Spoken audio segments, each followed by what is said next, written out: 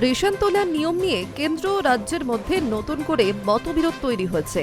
সম্প্রতি পশ্চিমবঙ্গ সরকার রেশন পাওয়ার ক্ষেত্রে আইরিশ বা চোখের মনি স্ক্যান বাধ্যতামূলক করার নির্দেশ দেয়। কিন্তু সেই সিদ্ধান্তের বিরোধিতা করে কেন্দ্রীয় খাদ্য সচিবের দ্বারস্থ হয় রেশন ডিলারদের সংগঠন। তাদের দাবি, কেন্দ্রীয় খাদ্য সচিব স্পষ্ট জানিয়েছেন যে চোখের মনি স্ক্যান বাধ্যতামূলক করা যাবে না, ফলে রাজ্যের ওই নির্দেশ প্রত্যাহারের সম্ভাবনা তৈরি হয়েছে। রেশন বায়োমেট্রিক নিয়ম। রেশন গ্রাহকদের পরিচয় যাচাই করতে বায়োমেট্রিক পদ্ধতি ব্যবহার করা হয়। বর্তমানে আঙুলের ছাপ মিলিয়ে রেশন দেওয়াই মূল নিয়ম। যদি কোনো কারণে আঙুলের ছাপ না মেলে, সেক্ষেত্রে ওটিপি বা আইরিশ স্ক্যানের মতো বিকল্প ব্যবস্থা ব্যবহার করা যায়।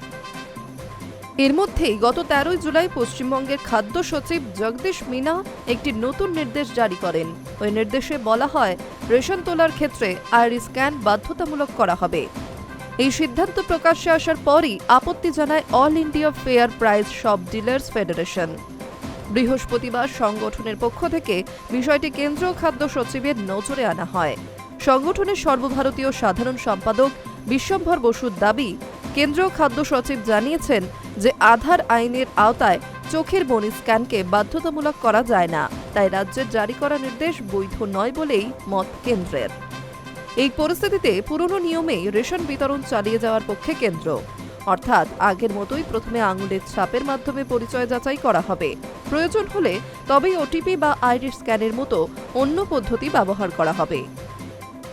সূত্রের খবর, আগামী সপ্তাহে কলকাতায় এসে রাজ্যের খাদ্য সচিব জগদীশ মিনার সঙ্গে বৈঠকে বসতে পারেন কেন্দ্রীয় খাদ্য সচিব।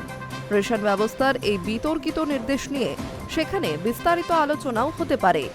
বৈঠকের পর এই বিষয়ে নতুন কোনো সিদ্ধান্ত হয় কিনা এখন সেদিকেই নজর সকলের। Hi News network.